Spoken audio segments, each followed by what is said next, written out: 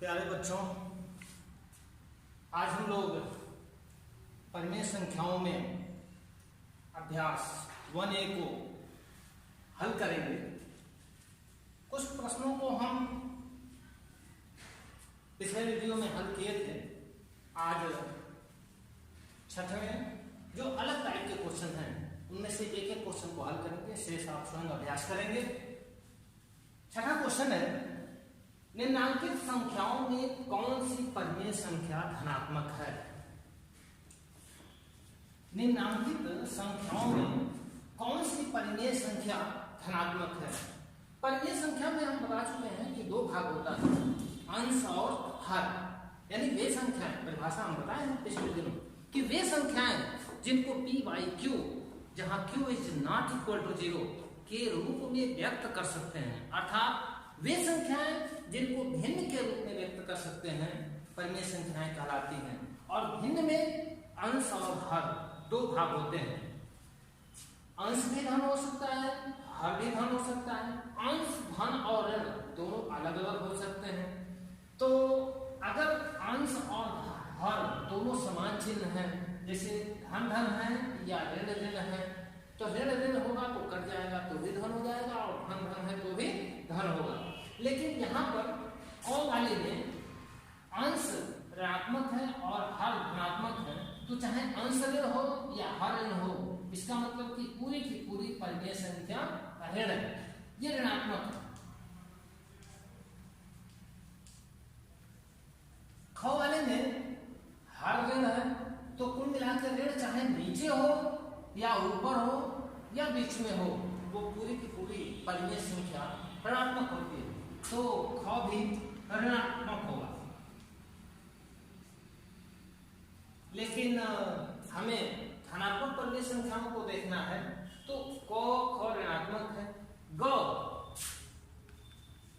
में हम देख रहे हैं कि ऊपर भी ऋण है और नीचे भी ऋण है, ये दोनों ऋण कट जाएगा तो ये पूरी परिमेय संख्या धनात्मक हो जाएगी। तो इसका मतलब ग धनात्मक है। और घ फिर से हम देख रहे हैं केवल एक ऋण है, तो यह एक ऋणात्मक होगा। प्रश्न में हमको केवल धनात्मक परिमेय संख्याओं को छांटना है, तो केवल एक परिमेय संख्या और एक ऑप्शन छांट लेंगे, ग ही धनात्मक है और बाकी तीनों के तीनों ऋणात्मक परिमेय संख्या। इसी प्रकार सातवां प्रश्न है, उसमें ऋण परिमेय संख्याओं को छांटना है, तो उसको छांट लेंगे। आठवें को हल करते हैं। निम्नलिखित परिमेय संख्याओं को सरलतम रूप में लिखिए। सरलतम रूप में जानते हैं,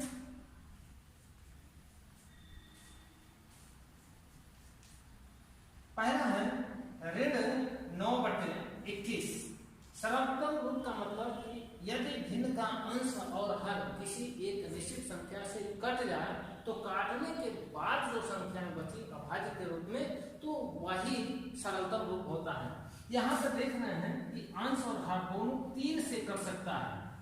3 से कटेगा तो 3 3 9 और 3 7 21, यानी ये ऋण तो रहेगा ही, ऋण 3/7, यही इसका सरलतम रूप होगा।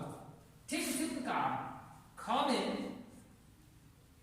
ऋण 18/27, यहाँ पर ये ऋण ऋण से कटेगा और फिर 18 और 27 देखेंगे कि किस संख्या से कटेगा। वैसे ये 3 से भी कट सकता है और किसी संख्या से नहीं कटेगा। 3 से काटते हैं, 3 से कटेगा, फिर 9 से कटेगा। तो 3 से 2 बार काटे या 9 से 1 बार काट देते हैं।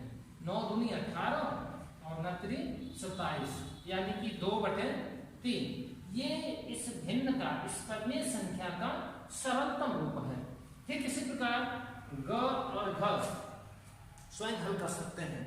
जितना अभ्यास के प्रश्न को अपने मन से हल करेंगे उतना ही अच्छी तरह से तैयार होगा। घ ये 10वां प्रश्न, इसको हल करते हैं। प्रत्येक के समतुल्य 3 और परिमेय संख्याएं लिखिए। प्रत्येक के समतुल्य 3 और परिमेय संख्याएं लिखिए। क है 2/5। प्रत्येक परिमेय संख्या के समतुल्य अनेक, या कह सकते हैं कि अनंत परिमेय संख्याएं लिख सकते हैं। इसके समतुल्य परिमेय संख्या लिखनी है तो अगर अंश और हर में एक निश्चित संख्या से गुणा कर दें तो एक और परिमेय संख्या मिल जाएगी जो इसके समतुल्य होगी। यानी अगर इसमें 2 से ऊपर नीचे गुणा कर दें, 2 से अंश में भी और हर में भी, तो एक अगली परिमेय संख्या मिल जाएगी। तो 2 से गुणा करेंगे तो 2 दूनी 4 और यहाँ पे 2 पचे 10। इसको जब हम काटेंगे यानी सरलतम रूप में अभी कहें कि सरलतम रूप में ले काटे तो यही मिल जाएगा और ये दोनों परिमेय संख्याएं बराबर हैं यानी समतुल्य। एक और परिमेय संख्या लिख सकते हैं इसके समतुल्य। अगर हम 3 से ऊपर नीचे गुणा करें तो नई परिमेय संख्या निकल जाएगी। क्या मिल जाएगी? 3 से गुणा करेंगे तो 3 दूनी 6 और 3 पचे 15। यहाँ परिमेय संख्या भी इसके समतुल्य परिमेय संख्या है। एक और परिमेय संख्या ज्ञात करना है तो 4 से ऊपर नीचे गुणा करना है। 4 से ऊपर नीचे गुणा करेंगे तो कितना होगा? 4 दूनी 8 और 4 पचे 20। इसी प्रकार हम अलग अलग संख्याओं से गुणा करके उनके समतुल्य परिमेय संख्याओं को ज्ञात कर सकते हैं। बच्चों अब हम लोग 2 क्रमागत पूर्णांकों के मध्य परिमेय संख्या ज्ञात करना सीखेंगे। मान लेते हैं कि कोई संख्या लिखा है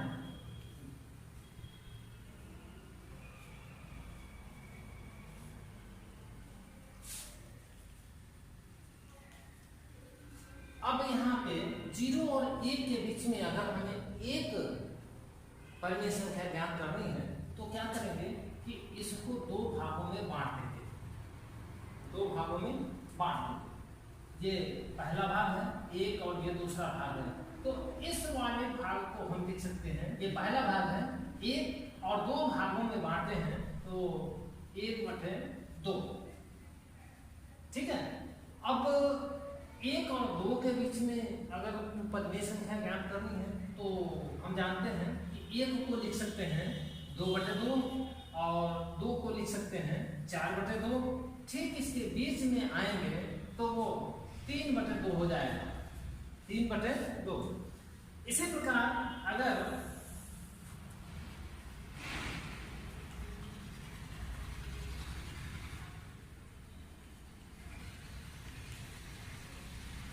जीरो और 1 के बीच 2 परिमेय संख्याएं ज्ञात करनी है तो इसको हम 3 भागों में बांटेंगे। 3 भागों में 1 2 चिन्ह लगाएंगे कि ये 3 भागों में बढ़ जाएगा। और हमें 2 परिमेय संख्याएं निकालनी है तो ये पहला भाग हुआ, ये दूसरा भाग हुआ। अब 3 भागों में बांटे हैं तो इसका हर 3 हो जाएगा। ये पहली संख्या हो जाएगी 1/3 यानी कि 3 में 1, 3 में से 1। और ये यहाँ ये जो दूसरा चिन्ह है ये 2 भाग हो रहा है तो 3 में से 2 यानी कि 2/3 और हम 1 को लिख सकते हैं 3/3। 0 को भी लिख सकते हैं 0/3। इसी प्रकार अगर हमें 4 भाग बांटना है, 2 क्रमागत संख्या के 4 भाग बांटना है यानी कि उसके अंदर 3 परिमेय संख्या ज्ञात करनी है तो 3 परिमेय संख्या ज्ञात करने के लिए 4 भागों में बांटेंगे। 3 परिमेय संख्या निकालिए तो 4 भागों में, 4 भागों में हम इसको बांट दिए। पहला भाग हो जाएगा 1/4, 4 भाग में बांटे हैं तो 4 और पहला है तो 1/4। दूसरा 4 में 2 यानी कि 2/4। तीसरा है 3/4, तीसरा है 3/4 और पहले को हम लिख सकते हैं 4/4। इस प्रकार हम 2 क्रमागत संख्याओं के बीच जितना भी परिमेय संख्या ज्ञात करना चाहें ज्ञात कर सकते हैं। और हम देख भी रहे हैं कि 2 क्रमागत संख्याओं के बीच अनंत परिमेय संख्याएं होती हैं। अब हम समान परिमेय संख्याओं के बारे में चर्चा करेंगे। समान परिमेय संख्याएं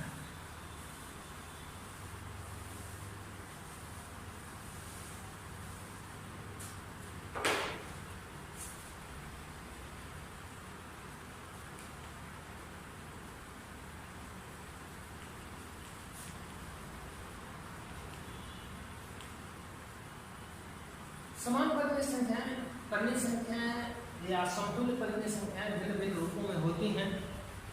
तो दो परिमेय संख्याएं समान कैसे ज्ञात करेंगे, वो समान है कि नहीं है, इसको ज्ञात करने के लिए या तो हर को बराबर करते हैं या अंश को बराबर करते हैं। हर को बराबर करने के बाद से वह पूरी परिमेय संख्या बराबर हो जा रही है, तो इसका मतलब कि दोनों परिमेय संख्याएं समान हैं और अन्यथा समान नहीं। अगर दो परिमेय संख्याएं a/b और तथा c/d दो परिमेय संख्याएं हैं,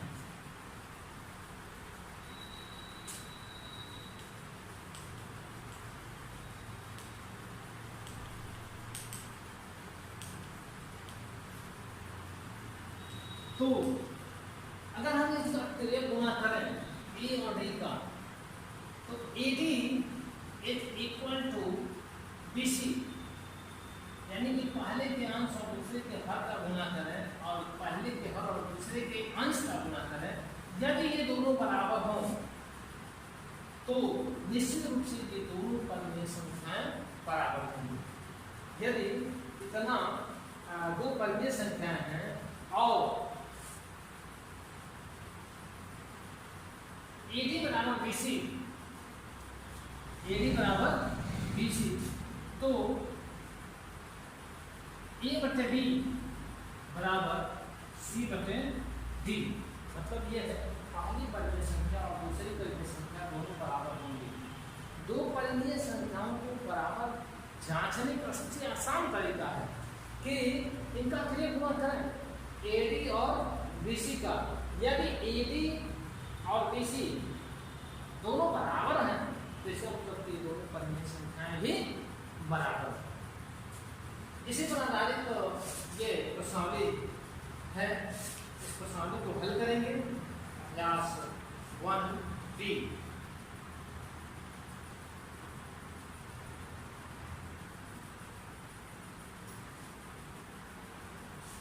बच्चों, अब हम लोग अभ्यास 1D के कुछ प्रश्नों को हल करते हैं।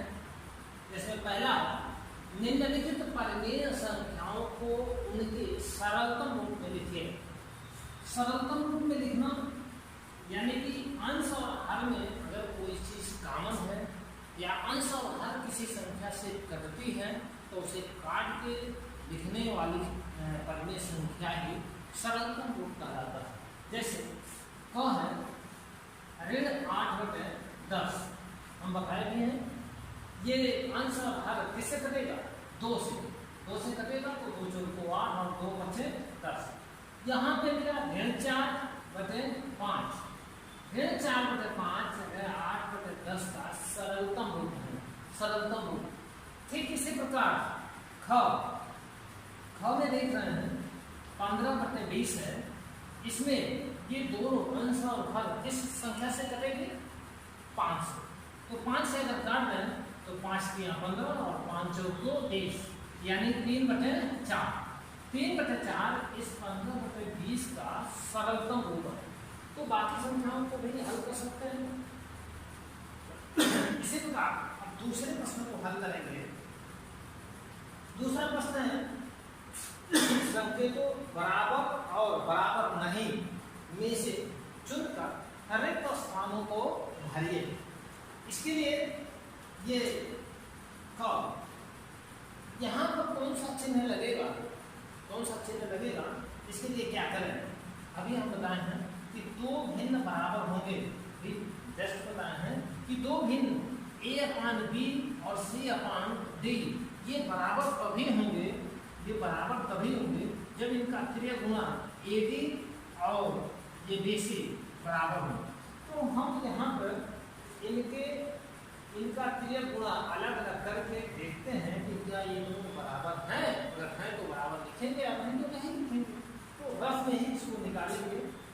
ऋण 7 × ऋण 4, 7 × ऋण 4 कितना होगा, 7 × 2 28, ऋण 28 होगा। और यहाँ पे क्या होगा, 5 × ऋण 5, ऋण 25, ऋण 25। हम देख रहे हैं कि ये दोनों बराबर नहीं है, तो यहाँ पर जो चिन्ह लगेगा वो क्या लगेगा, बराबर नहीं का। इसी प्रकार यहाँ पे बराबर नहीं का चिन्ह लगेगा। ख वाले